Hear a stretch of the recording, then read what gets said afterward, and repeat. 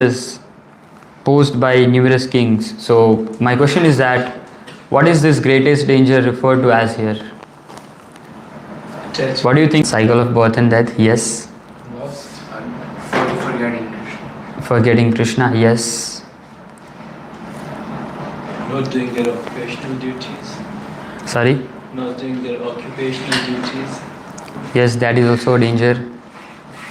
Here we can see that it could be two things. It could be literal danger, that is the kings and the enemies that Pandavas they had. Actually, Pandavas didn't had any enemies, but some of them they were not really favorable to them. Pandavas didn't think of them as enemies. Sorry? No. Okay. So there are two kinds of danger that here it is being referred to. One is the cycle of birth and death. It is said in one of the chapters of Bhagavad Gita that the greatest danger is the fear of degrading to the lower species than the human form of life. So we also ourselves we should see that this is one of the greatest danger, that if we don't utilize this human form of life and we don't try to attain Krishna, then it is a great danger. We could fall into lower species of life, and we never know that when again we'll get the human form of life. This human form of life is very rare, very precious, so we have to try and utilize it as in utilize in a right way. Many of them, they are trying to utilize it, but what are they doing? They are engaging in material activities. They are trying to earn a lot of money, trying to fulfill their desires, which keeps on increasing. That is not the purpose of human life. If you see that in one of the verses of Bhagavad Gita, it is said that there is no loss in the path of devotional service. Even if you don't attain the perfection, you still will continue it from the next life. So for example, if you stopped at 50% in this lifetime, that you were not able to attain the complete perfection, you were not able to become a pure devotee, but still from the next life you will continue from 51. So there is no loss. And again, like if you see someone who is practicing, so someone who is a sadhaka, someone who is practicing devotional service, their life is very sublime and very blissful. Their life is very sattvic. If you see, even if there was a question raised to Prabhupada that what if at the end of your life you got to know that there's no God, there's no Krishna, what will you like? How would be your reaction be, and what would you think at that time? And Prabhupada was like, even though there is no Krishna at the end of our life, we are still living a very good life.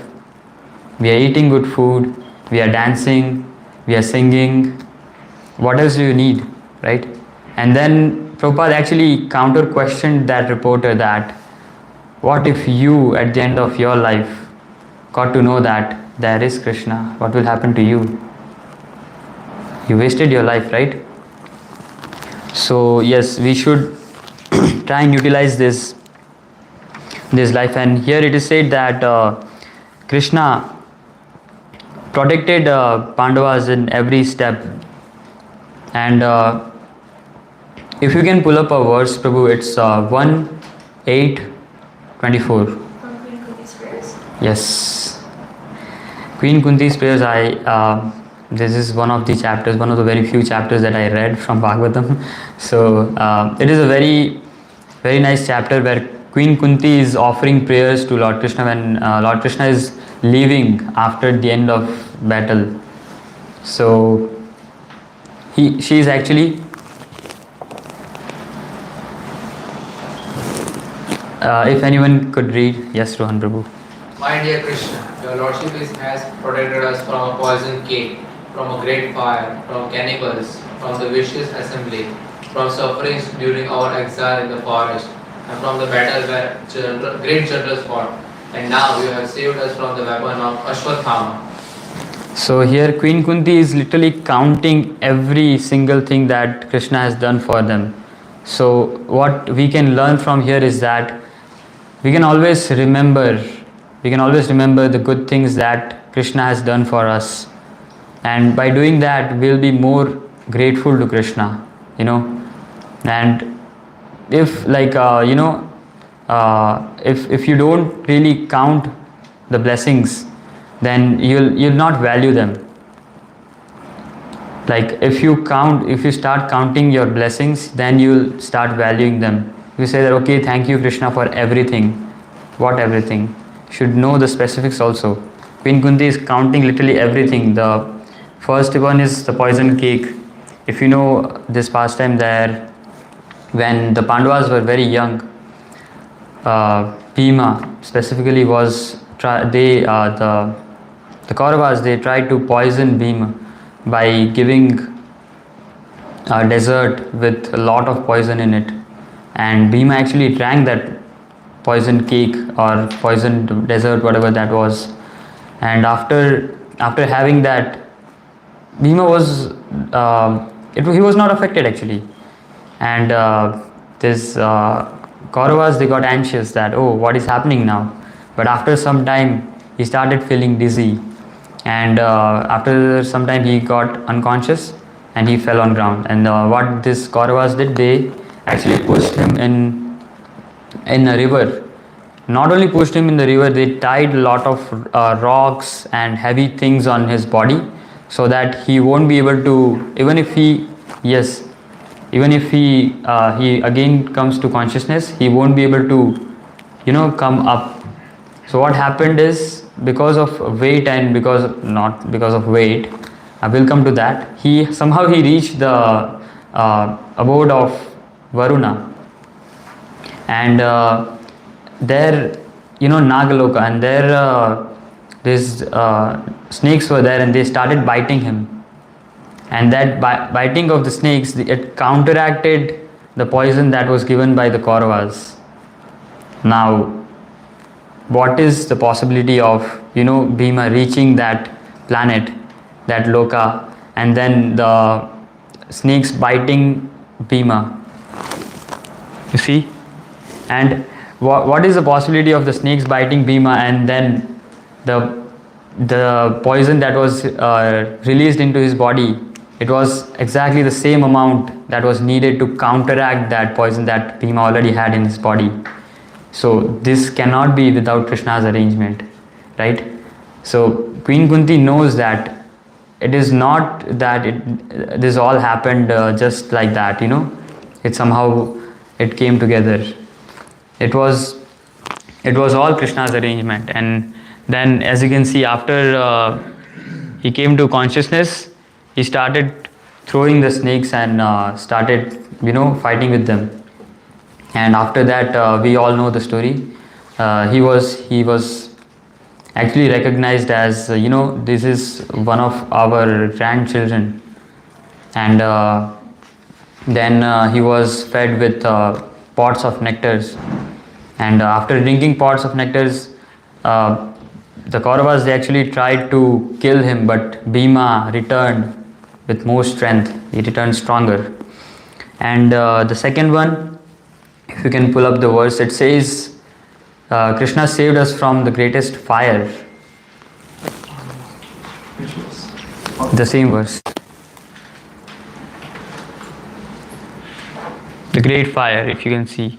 Poison cake and the great fire. Now here, Queen Kunti is referring to the Lakshagraha.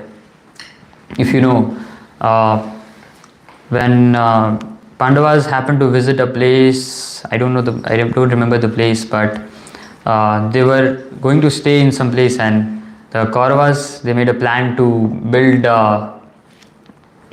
like a palace that was made of wax, and the plan was to burn that palace down with the Pandavas and Kunti.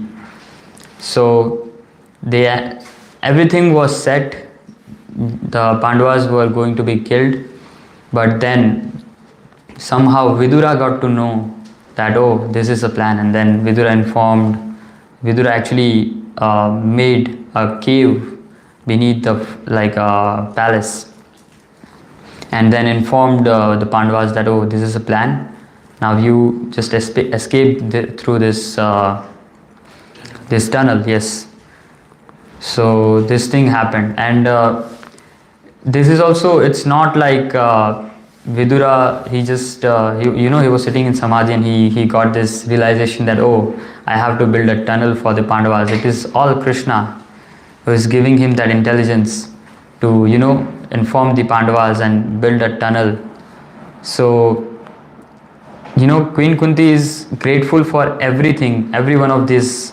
There's favor that Krishna has done to them. And now the third one is the third one is cannibals. Now after escaping from the palace, they all went to this forest, right?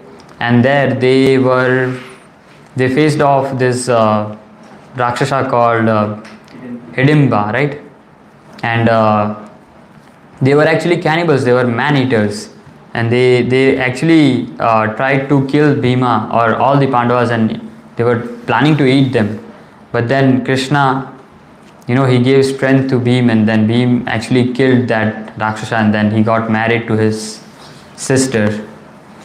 The fourth one is the vicious assembly. Now, can anyone guess what is this?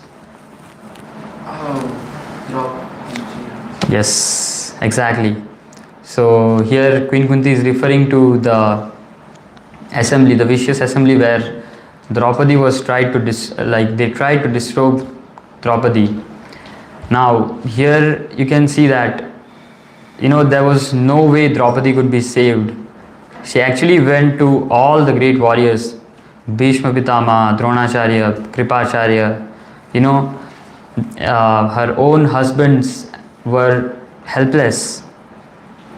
She didn't even go to them, because she knew that they were the one who put her on stack, right? And she was literally helpless, and then she tried everything. She tried going to everyone, and at the end she tried herself. She tried holding back, but this Dushashan, he was very powerful. So at the end she was like, okay, there's no way I can save myself. What she did, she just lifted her hands like this, and and she called out to Krishna that, oh Krishna, please save me. And then what Krishna did? Krishna supplied the unlimited sari or cloth, and Dushashan actually, he fell unconscious trying to pull, because it was unending, it was not ending, and he actually fainted trying to disrobe Draupadi. So that happened, and after, Prabhu, can you pull up the verse, please? Yes. So suffering from our exile in the forest.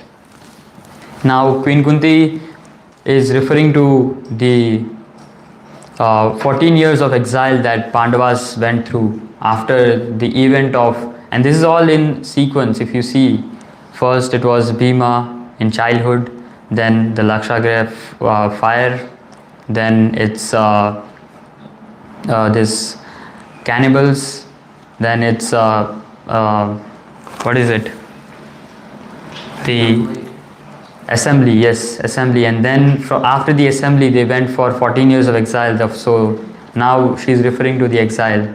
So in exile also, it sounds very fancy, we go to camping in the mountains, and it is very fun for us, because we stay there for 2 or 3 days. We have all the supplies, we have everything to survive for those days. But imagine going in a forest without anything and trying to survive there for 14 years. And there are all kinds of animals. There are, carnivorous animals who can literally eat you alive. So they were saved from all these dangers. How? By Krishna's protection, right? And at the end, Queen Kunti is referring to how, no, not at the end, there's one more, but she is referring to the battle where the great generals fought. Now, here, she is referring to the battle of Mahabharat, right? This was literally impossible for the Pandavas to win. If you see logically, if you see that the army of Kaurava was way more powerful than the army of Pandavas. It was powerful in the context of numbers, also in quality. Like they had fighters like Bhishma Dev, Dronacharya. Bhishma Dev, he's in Bhagavatam he is referred to as Timingala. Prabhu was mentioning about Timingala yesterday in a Krishna Katha. So Timingala is a fish that can swallow a whole whale. So Bhishma Pitama is referred to as Timingala. So he alone can swallow the whole army of Pandavas. Okay, so that is how powerful he is. And it is not just that Bhishma Dev is standing alone. They have many, not as powerful as Bhishma Dev, but Dronacharya. Dronacharya is the one who actually taught Arjuna how to hold that bow and pull the string and fight. So how can you actually imagine to stand in front of your guru and compete with him? There's no way you can win. Like Kripacharya, Karna, they were like extremely powerful. There's no way Pandavas could win. But still, what happened? They were all killed. Pandavas won the battle. This is all by the grace of Krishna, by the mercy of Krishna, right? And at the end, very end, it is referred that you saved us from the weapon of Ashwasthama. Now, we all know the story, right? When Ashwasthama, he released a Brahmastra, the womb of Uttara. Like, he was literally, I don't know what to say, but yeah, he tried to kill the last remaining descendant of the Pandavas. So now the Pandavas, the five Pandavas, when they saw the Brahmastra coming, they actually held their weapons and they tried doing everything possible. But there was no way you can counteract a Brahmastra. They were not able to counteract the Brahmastra. They all failed. Then Uttara actually ran to Krishna. That there's a verse, Pahi Pahi, something, right? There's a verse where Uttara is actually saying that, "Oh Krishna, please save me. There's no one who can save." And Krishna actually is telling her that you have your your fathers who can actually save you. Pandavas, they are very powerful. They actually won the battle recently. They won the Mahabharata battle recently. Why don't you go to them? Why are you coming to me? And Uttara is like you are telling me that, oh, they won the battle, but I actually know who won the battle. It was you who actually won that battle. It was not the Pandavas who won the battle. So please save me. And then Krishna entered the womb of Uttara and then saved the last remaining descendant of Pandavas, that is Parikshit Maharaj. And that is the reason why we are hearing this Srimad Bhagavatam today. So yes, that. So we can all learn that we should always be grateful to Krishna, and we should try and be. Krishna is equal to everyone, but if you can guess, Krishna shows some special favor to his devotees. Now my question is like, why is Krishna showing that special favor to his devotees? Anyone would like to answer? Because he loves them. Because he loves them. Yes, one. What else? What is the question? Why does Krishna show special favor to his devotees? So reciprocation. Reciprocation, yes. But what does the devotee do to get that special favor? Surrender, yes. Love, surrender. What else? Service. Service, yes. Very important. What else? Remembrance. Remembrance, yes. Clutches.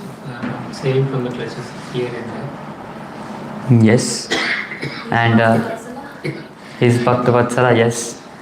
So we can go on and on. Like devotees, first of all, they are completely surrendered to Krishna. They don't rely on their own strength, or they don't rely on themselves for anything. They have complete faith. Second is, they have complete faith in Krishna. They are not in doubt that, oh, maybe Krishna will save me, maybe he will not. They have complete faith that, oh, Krishna will save me. And that is the reason why Krishna protects them. Krishna shows special favor to them. And you can see that Krishna has a close friend list, right? Yeah, Krishna has a close friend list and he shows special favor to them. So what can we do to be in that close friend list? Here it is mentioned that because of your service to the Supreme Lord, O King Yudhishthira, in the translation it is said that because of your service to the Supreme Lord, all of you have defeated the greatest dangers posed by the numerous kings. So the first thing we can do is service. We can start doing some service for Krishna, and by doing that service you can actually let Krishna in your life. We have to one thing is that people complain that, oh, this is happening with me, that is happening with me, I'm suffering, this, that. But have you ever tried to let Krishna in your life? You have to, I've written it down somewhere here. I don't know, maybe I forgot to write. But so the answer to this question that I asked you, that why does Krishna shows a special favor, I've written it down that he does it because the devotees let Krishna do it. Because the devotees let Krishna show special favor. Or they love Krishna and let Krishna love them. So you have to love Krishna and let Krishna love you also. It is a conscious choice that you have to make. It is not that, it will happen automatically. You have to consciously make that effort to love Krishna. And if you love Krishna, and then Krishna, it is said that if you take one step towards Krishna, Krishna will take 100 steps. So it's the reciprocation is not that, okay, I'll give you something and you'll give me the same amount. Krishna is very merciful, he'll give you more. So it is just us that we always hold back from surrendering, from having faith in Krishna. So we have to just let go and surrender to Krishna. And by doing that, you'll receive the special mercy of Krishna. You'll be in the close friend list and he will always protect you. There's a very good line that we read in this purport. It is said that Prabhupada says that thus they are the practical example of how to live in security and safety by the grace of Krishna. So the Pandavas, they are practical example of how to live in safety and security. No one else can protect you in this material world. Like protection is not only to the body, like protection is the eternal protection absolute protection that I'm talking about. But this body will anyways end. There's no protection to this body. And it is said that material world is compared to padam padam yad vipadam tesham. So you never know, you slip on a banana peel and then you're gone, coma, finish. So it can end any moment. And if you want protection, there is only one way. You have to surrender to Krishna. You have to love Krishna. Prabhu, thank you. Okay. We have some time. Yes, Prabhu. We always have to pray to Krishna just to help you, always. Without the prayer, that's the thing, you have to pray to Krishna. Yes. Please protect me. I Yes. surrender to you, and you protect me. Yes. Prabhu made a very nice point. We have to pray to Krishna. There are many ways you can express your devotion, and one of them is prayer, right? There are 9 parts of devotional service. Shravanam, Kirtanam, Vishnu Smaranam, Padasevanam, Archanam, Vandanam, Dasyam, Sakhyam, Atmanivedanam. So, there are 9 ways you can express your devotion.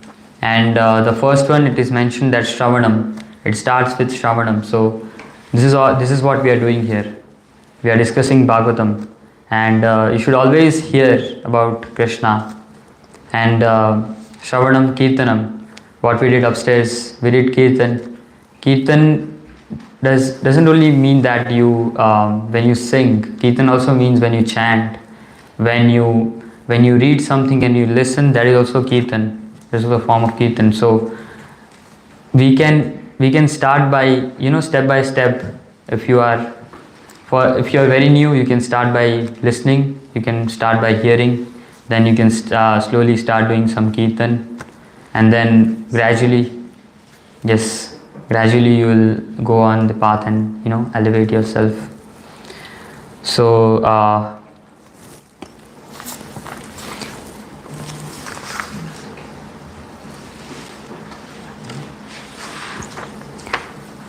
yes, can you think of an example of someone who lived in complete security and safety depending on Krishna? Not from Bhagavatam. Haridas Thakur, yes. Srila Prabhupada. Yes, Mirabai. So, we'll talk about Srila Prabhupada. Srila Prabhupada, he was completely fearless, He had complete faith in Krishna. When I'm reading this book called Prabhupada, The Messenger of the Lord, and it's a very nice book. I would recommend everyone to read it. And it is said that when Prabhupada saw when he was about to reach the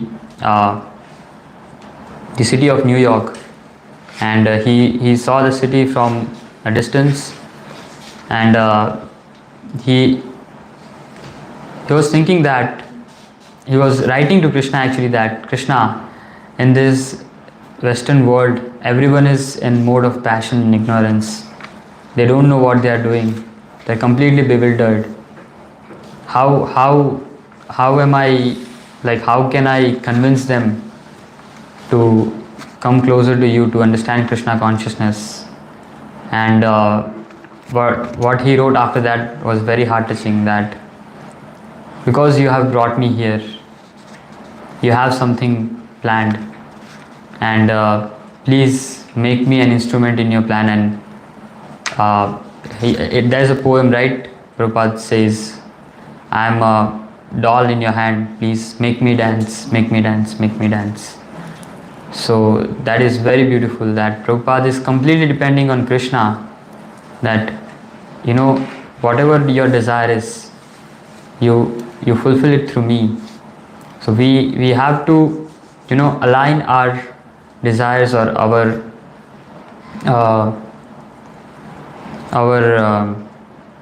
desires with Krishna's desire. And if we do that, Krishna will support, Krishna will provide, and we all can see what is the result. Like Prabhupada spread the Krishna consciousness movement all around the world, and it's still spreading like wildfire.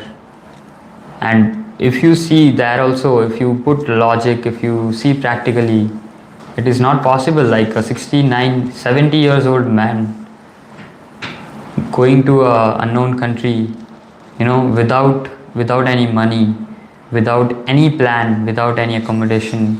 Like, how can you expect someone to create such a revolution like in this world? It's not possible without the grace of Krishna. So if you see, there are lots and lots of example of how, if someone depended on Krishna, someone surrendered to Krishna, how Krishna reciprocated. So by listening to this pastimes, or by listening to stories from Bhagavatam, listening about Prabhupada, that is how we can develop faith. That is how we can also develop the desire to fully surrender. We cannot do it on our own. So, and lastly, I would like to say this. I like this line very much from purport.